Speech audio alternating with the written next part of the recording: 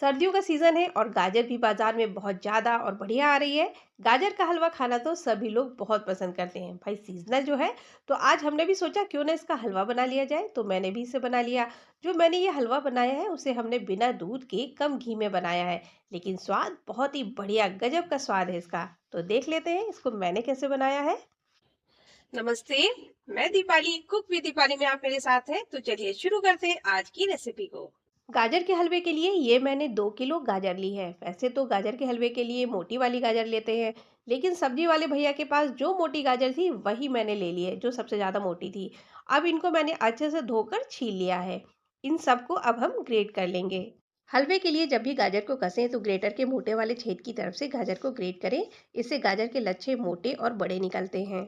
अब ये लीजिए, ग्रेटर के मोटे वाले छेद की तरफ से हमने सभी गाजर को ग्रेट कर लिया है। ये हमने कढ़ाई को गैस पर रख दिया है और इसमें हम डाल रहे हैं 3 टेबलस्पून देसी घी। जैसे ही घी गर्म हो जाता है इसमें हम डालेंगे खाने वाला गोंद। तो ये हमने 3/4 कप खाने वाला गोंद लिया है, इसको हम 2 बार में डालेंगे। लो मीडियम फ्लेम पर चलाकर इसको फुला लेंगे। गोंद को हम 2 बार में फुला रहे हैं। ये जो गोंद है फूलकर सफेद रंग के हो जाते हैं। जैसे सारे गोंद फूल जाएंगे इनको हम कढ़ाई से बाहर निकाल लेंगे।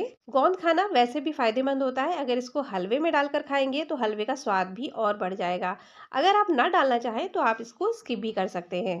अगर आपने कभी गोंद डालकर हलवा नहीं बनाया है तो एक बार जरूर बनाकर देखिएगा, आपको भी स्वाद बहुत अच्छा लगेगा हलवे का। तो पहली बार का जो गोंद है फुलाकर हमने निकाल दिया है, और जो बचा हुआ बाकी का गोंद था उसको भी हमने इसी तरह से कढ़ाई में डालकर फुलाकर निकाल लेंगे। गोंद निकालने के बाद फिर से कढ़ाई में हमने 2 टेबल स्पून के लगभग देसी घी डाल दिया है। जैसे ही घी गर्म होता है इसमें हम थोड़े से मेवे डाल देंगे। मेवों में हमने थोड़ा काजू और बादाम लिया है, जिसको मैंने छोटे टुकड़ों में काट लिया है। इसको हम थोड़ी देर के लिए चला लेंगे और इनका कलर में बहुत ज़्यादा डार्क नहीं करना है। बस 1-2 मिनट के लिए धीमी आंच पर ही इसको चलाएंगे। जैसे ही इसका कलर हल्का सा चेंज होता है इसको हमें निकाल लेना है। वैसे तो आप मेवे काट कर भी डाल सकते हैं, लेकिन इस तरह से जब घी में फ्राई करके हलवे में डालेंगे तो जब हलवा खाते हैं ना तो जो मेवे बीच बीच में आते हैं तो बहुत बढ़िया लगते हैं खाने में। ये मेवे हमारे फ्राई हो चुके हैं तो इनको हम कढ़ाई से बाहर निकाल लेते हैं। अब ये जो कढ़ाई में देसी घी बचा है इसी में हम ग्रेट की हुई गाजर डाल देंगे। अब इसमें हम देसी घी का इस्तेमाल नहीं करने वाले हैं। क्यों नहीं करने वाले हैं वो हम आपको आगे बताएंगे। ये लीजिए, पूरी ग्रेट की हुई गाजर मैंने कढ़ाई में डाल दी और ये देखिए कढ़ाई पूरी भर गई है। कोई बात नहीं, गाजर जैसे जैसे पकेगी नीचे की तरफ बैठ जाएगी। आप जब भी हलवा बनाए ना थोड़ी सी बड़ी कढ़ाई का ही इस्तेमाल कीजिएगा, नहीं तो इस तरह से चलाना मुश्किल हो जाएगा आपको भी। इस गाजर को हम चीनी के साथ पकाएंगे, तो ये हमने 600 ग्राम चीनी डाल दी है इसमें।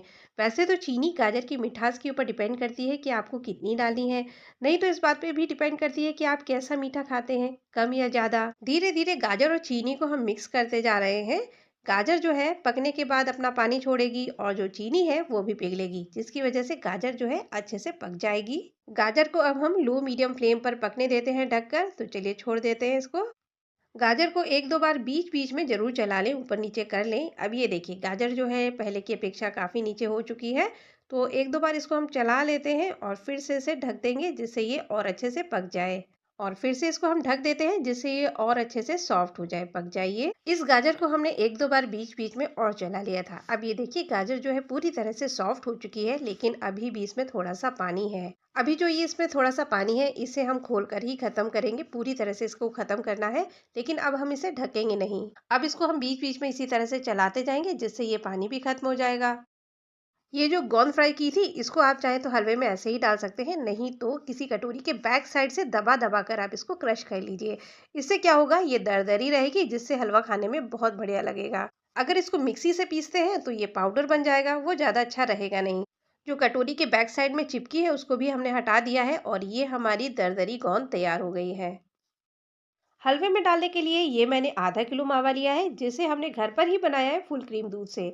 फैट तो इसमें होगा ही, इसलिए मैंने गाजर को पकाते समय घी नहीं डाला था। अब ये देखिए गाजर का जो पानी है बिल्कुल खत्म हो चुका है, पानी बिल्कुल भी नहीं है। तो अब इसमें हमने जो गोंद क्रश की थी उसको डाल देंगे।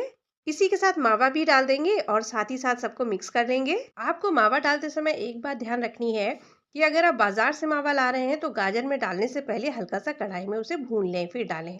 मावा और गोंद को गाजर में अच्छे से मिला लेना है। गाजर के हलवे में थोड़ा सा पकने में समय ज्यादा लग जाता है। भाई गाजर का हलवा है, स्वाद चाहिए तो समय तो लगेगा ही। अब ये लीजिए, सबको हमने मिला लिया है। अब इसमें डाल देते हैं फ्लेवर के लिए 1 छोटी चम्मच इलायची का पाउडर, और साथ इसमें डाल देंगे मेवे जो हमने फ्राई करके रखे थे। बहुत बढ़िया स्वाद आएगा इसका। एक बार इनको भी हम मिला लेते हैं। अभी इसमें हमने आधे मेवे ही डाले हैं और आधे गार्निशिंग में यूज करेंगे बाद में। तो अब ये लीजिए, बन करके पूरी तरह से तैयार हो चुका है गाजर का हलवा। तो चलिए इसको निकाल लेते हैं। इसको हम एक बोल में निकाल रहे हैं। बिना दूध के बहुत कम घी में इस गाजर के हलवे को बनाया है। 1.5 से 2 हफ्ते रखकर आप इसे खा सकते हैं। स्वाद बहुत ही बढ़िया है। एक बार आप भी इस तरह से जरूर बनाकर देखिएगा गाजर का हलवा।